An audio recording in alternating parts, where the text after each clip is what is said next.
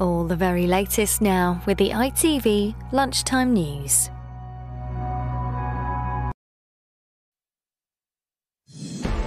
A British national arrested in Germany accused of spying for Russia. The man, who is 57, was working at the British Embassy in Berlin. He's accused of selling documents to Russian intelligence. Also this lunchtime, the high cost of holiday PCR tests and the wait for the results. Labour's leader says they're a rip-off. I think a lot of people are returning feeling that they're not entering an orderly system, and frankly I think they feel they're being ripped off. Firefighters in Northern California battled the biggest single fire ever recorded in the US state. And sleeping out to help out the 11-year-old who spent 500 days in a tent and raised hundreds of thousands of pounds for charity.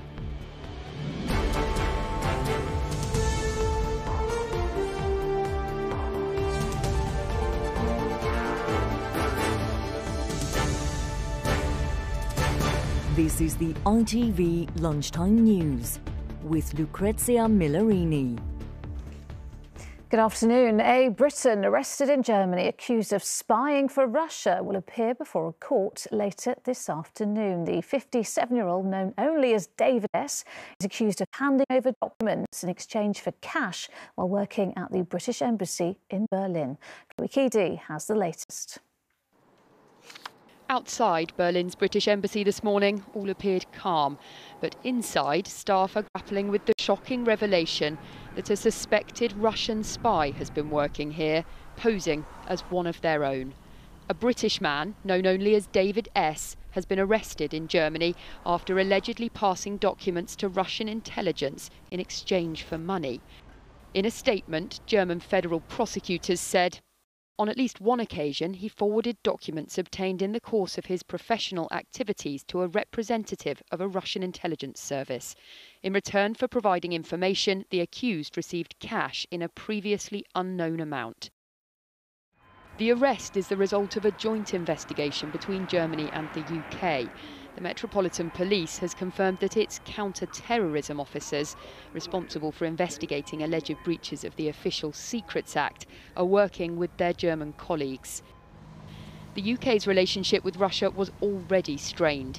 The UK accused Russia of being responsible for a nerve agent attack in Salisbury against Sergei and Yulia Skripal in 2018, an accusation Russia has repeatedly denied. Last year, Russia rejected allegations that its intelligence service was using hackers to target British coronavirus vaccine research.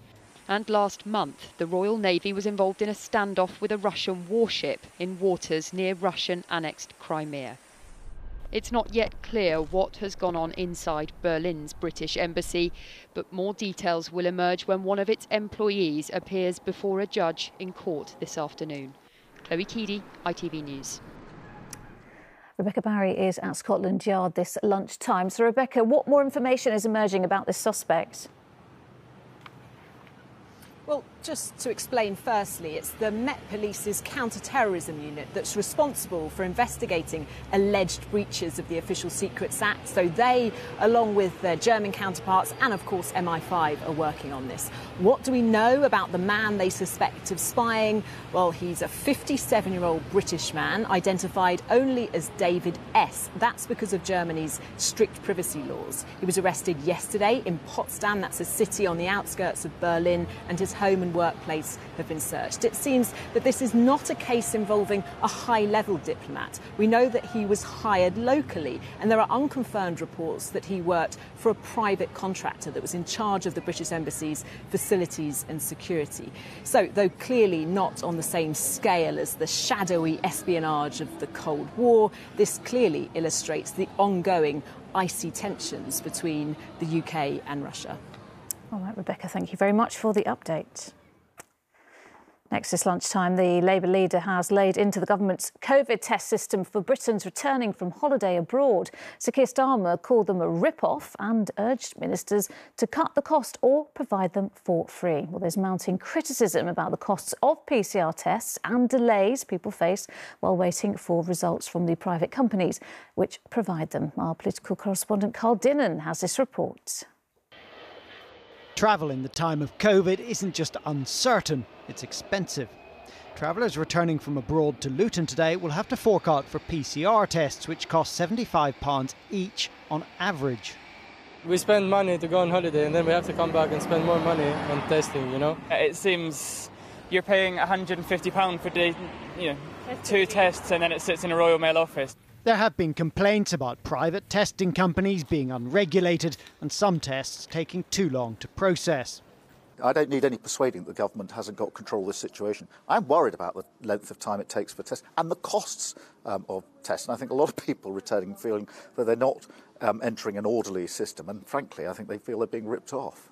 Travellers to England must take a test 3 days before departure. Arrivals from green list countries and the fully vaccinated from amber list countries need a test on day 2. Those not fully vaccinated arriving from amber list countries must test on days 2 and 8. Plus quarantine for 10 days. The airlines say it's too much expensive testing. The system is not working, quite clearly not working. The government promised back in May and June that they were going to take steps to work with the sector to bring down the cost of these tests. That just hasn't happened. Paul Wakelin has just enjoyed a trip to Marbella. After returning, he didn't get his day 2 test result until he'd already been out and about. I think the fact that you do your test 2 days after arriving back in the UK and get your results on day 4 or 5, I've already been in circulation in the UK. Fortunately I'm double vaccinated and a negative result. But in reality, it all seemed a little farcical, to be honest. The Health Secretary has ordered a rapid audit of the pricing and practices of private companies offering PCR tests to travellers and has suggested that the government could start removing links to some providers from its website. Carl Dinnan, ITV News, Westminster. Well, joining us now is our regular lunchtime guest, GP Dr. Sarah Jarvis. Dr. Jarvis, thanks so much for joining us this lunchtime. Lots of questions regarding the testing for travel, aren't there? But let's just look at these day 2 tests. Now, a lot of people saying that they're arriving late. They're not even being taken at the right time. They're often having to wait for a long time for them to actually get their results, questioning whether the efficacy or efficiency, rather, of these tests. And why can't we have lateral flow tests when we're going aboard and coming back and testing in that way? Well, the easy bit in terms of the testing is the lateral flow tests. If you do a lateral flow test, A, they're not as accurate as the PCR tests, always assuming you get the result. And secondly, we can't use them for genomic testing. And the real concern, of course, about other countries is bringing in variants from other countries, particularly the beta variant, which first originated in South Africa, and where there do seem to be some issues with the effectiveness of the vaccine. So we do need to have PCR tests. But you're absolutely right. It is, frankly, fairly laughable. We do need to have the PCR test because if you had a test 3 days before you went and you'd just been infected a few hours before, then you would still be negative with that PCR test. But if you then get back and you have a test which arrives late and then takes 2 or 3 days to come back, see, people can have infected a lot of people during that time. So with the Delta variant, for instance, with the original variant, one person infected about 10. With the Delta variant, one person on average infects about 60 to 70. So you're quite right. It does need sorting out. And so does the pricing, because what they do with the pricing is if you've got one test, which is really cheap, then you go to the top of the list. But a lot of people have complained that those tests which are cheap are only available in one centre and not until October. Yeah, there is certainly lots, it seems, to sort out there, isn't it? Let's move on. Now, we heard from one government advisor, I think it was yesterday, Professor Andrew Hayward, who said that COVID is, because of the nature of the virus, it is likely to mutate, but it's also likely to become a seasonal illness, much like influenza that we see every year. It's going to be endemic rather than pandemic, something that will become a part of our lives. Also said that we have to move away from this notion of herd immunity. So the reason we're hoping that we would get herd immunity, everyone thinks, oh, if you get enough people vaccinated, then you won't get it. Well, that's only true if the vaccine stops you completely from getting the virus. And the latest figures that have just come out from the REACT study by Imperial show that you're 3 times less likely to get infected if you've been double vaccinated, and that means you're 3 times less likely to pass it on. You're up to 96% less likely to end up in hospital. But unless you have a vaccine which is even more effective than that in terms of stopping you getting it, you are never going to get, even with 100% of people vaccinated, enough reduction to stop it from becoming endemic. In other words, circulating in the country every season. And Dr. Jarvis, having said that, though, it is still incredibly important to get vaccinated, obviously. And now we're thinking about booster vaccinations, aren't we? Which are we likely to see them rolling out as early as next month? Yes, we absolutely are. Now, the vaccines have been spectacularly effective, up to 96% protection from double vaccination. You need 2 vaccines, particularly for the Delta variant, for full protection against ending up in hospital or dying. But that's not 100%. People who are more likely to have their immunity from the vaccine waning are people who had them first, who are the very, very elderly, and people who were previously advised to shield, the so-called clinically extremely vulnerable, and also people whose immune system is suppressed. So all over 70s, anyone who previously was advised to shield, anyone with a suppressed immune system, any health and social care workers and people living in residential care homes for older adults will be invited first, we think, from September, and hopefully as many as possible will get the flu vaccine at the same time. When we've done those, we move on to everybody else, which is anyone over 50 and anyone who's clinically vulnerable. OK, Dr. Sarah Jarvis, as ever, expert advice. Thank you. At least 65 people have been killed in devastating wildfires in Algeria, including 25 soldiers trying to save residents from the flames. Over 70 fires have broken out across the north of the country, with authorities sending in the army to help citizens evacuate. Algeria's government has blamed the fires on arson. Well, nearly 900 firefighters from several European countries are battling wildfires on the Greek island of Evia. Over 49,000 hectares have already burned up on the island, by far the worst damage from any of the recent fires in Greece. Thousands of people have been evacuated. And in California, firefighters are continuing to battle some of the biggest wildfires America has ever seen. The Dixie Fire in Northern California has become the largest single wildfire ever recorded in the state. Well, Good Morning Britain's North America correspondent Noel Phillips reports from Taylorsville, a rural community threatened by the flames. This dramatic footage shows firefighters in Taylorsville just 24 hours ago rushing to escape the flames of California's largest wildfire. In its path, it has left behind a trail of destruction and displaced thousands of people from their homes. 78-year-old John has lost everything. Well, he lost all of our home, but you know, you don't lose the memories. I mean, yeah, I'm still in shock. I only found out this morning that our home was destroyed. For 10-year-old Charlie, this is an emotional time, but she's optimistic about the future. I may have lost my phone and computer, but those are replaceable. Everything in that house is replaceable. Taylorsville is a town on the brink. Most residents have been evacuated as the efforts to contain the fires intensifies. But for those like paramedic and firefighter Frank, who still remain, this is a battle worth fighting. It's a battle that is being hard fought by a lot of firefighters, and they go out and they put their lives on the line, and they're doing the best job that they can with the equipment that they have. This entire area behind me has been completely burnt, and the concern now is that these wildfires may cross this road and cause even further damage. 500,000 acres have been burnt in the last 3 weeks in some of the largest wildfires in this country's history. Noel Phillips reporting from Taylorsville in California. We'll hear the officer who fired the shots that killed terrorist Sudesh Shaman, who went on a stabbing spree in London in February last year, has described how he tried to shoot him 3 times before he finally fell to the ground. The undercover surveillance officer was giving evidence at the inquest into the attack, which happened in Streatham. Well, Juliet Bremner is at the Royal Courts of Justice. So, Juliet, talk us through the evidence from this morning. Yeah, we've been hearing from the team of surveillance officers who were tasked with following 20-year-old Sudesh Shaman just 10 days after he'd been released from prison and was still thought to be a danger to the public. And we heard how they followed him out of his hostel, unaware he was wearing a fake suicide vest, as he made his way down to Streatham High Road.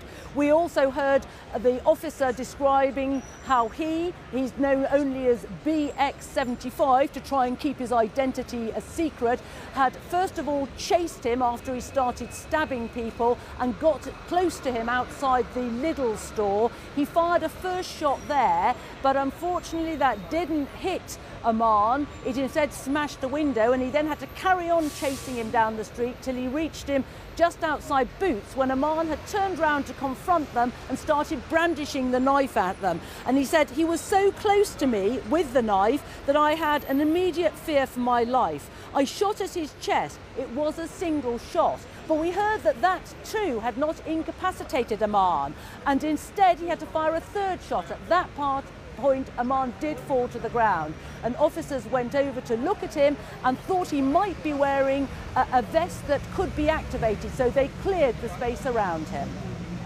All right, Juliet, thank you.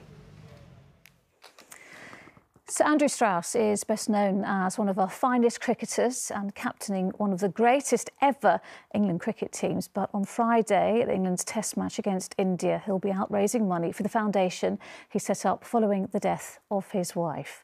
Ruth Strauss died in 2018 from a rare form of lung cancer that affects non-smokers.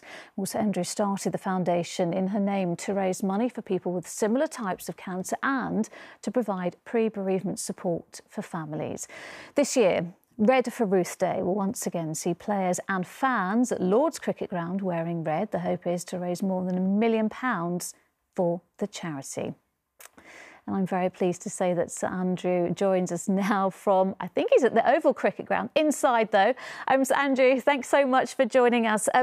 You are at the Oval, but this is going to be happening at Lord's on Friday, isn't it? And just tell us a little bit more about what this involves, because it's called Red for Ruth Day, and I know you've done it before, we've actually talked about it before. But when Ruth sadly died, now your sons were only 10 and 13, weren't they? And I think one of the things that the foundation seeks to highlight is support for children who lose parents. Yeah, I think that's right. I mean, as I know more than most people, it's such a tortuous journey when a parent has a terminal diagnosis, and so you know they're going to die of the disease that they are suffering from. How to prepare the family for that eventuality, and you know, part of that is talking to your kids about it and making them feel part of the journey and not excluded from it, but also just preparing the whole family for what's going to be a very different existence. And it's a very hard thing to do on your own, and often you need professional help to do so. So that's what we're trying to do at the Ruth Strauss Foundation. We've got a family support service that people, if they tap into our website, can gain access to help people ahead of that bereavement, rather than once it's already happened, when of course it's too late to have so many of the conversations that you need to have. And it's going to be slightly different this year, isn't it? Because it's going to be at Lord's, as we say, but there's going to be fans in the crowd. So those COVID restrictions finally lifted, so we'll have certainly a different feel about it. Yeah, that's right. I mean, we had a great year last year at Old Trafford, but it was behind closed doors. This year, hopefully that incredible spectacle of the whole of the Lord's Cricket Ground turning red, people getting stuck into the day. Hopefully it's something that adds on top of what's going to be a magnificent test match. And of course, for us at the Ruth Strauss Foundation, it's really important both in terms of gaining awareness for what we're trying to achieve, but also to raise much needed funds as well. And what will it mean for your boys to watch and to see this happening as well? Yeah, look, I think you're right. They're a bit older now, so maybe they appreciate it a bit more. The first Red for Ruth test match was only sort of 6 months after Ruth died, and so the boys were sort of going through that whole process. And what's going to be great for them is to see some of the other kids that we've helped and some of the other families that the foundation's been able to help, and hopefully that, you know, makes them feel close to Ruth, and obviously they'll feel that Ruth will be very proud of everything that's been done in her name. And you know, if we can just make it a worthwhile legacy for Ruth and her spirit, then you know we'll all feel like we've done a good job. Well, I'm sure you can, and thank you so much once again for talking to us, Andrew Strauss. Thank you. Good luck on Friday. Thank you. Thanks, Luke. Well, from cricket to football, and Lionel Messi has been presented by his new club, Paris Saint-Germain, this morning. The 34-year-old made the move to the French side after 21 years with his childhood club, Barcelona, winning 35 trophies in the process. Well, he said leaving the Spanish Giants was tough, but that it's now his dream to win the Champions League again with PSG. Well, there was pandemonium as Messi met some of his very excited PSG fans earlier. And finally, a boy from Devon who's been raising money for charity by sleeping in a tent has reached an important milestone.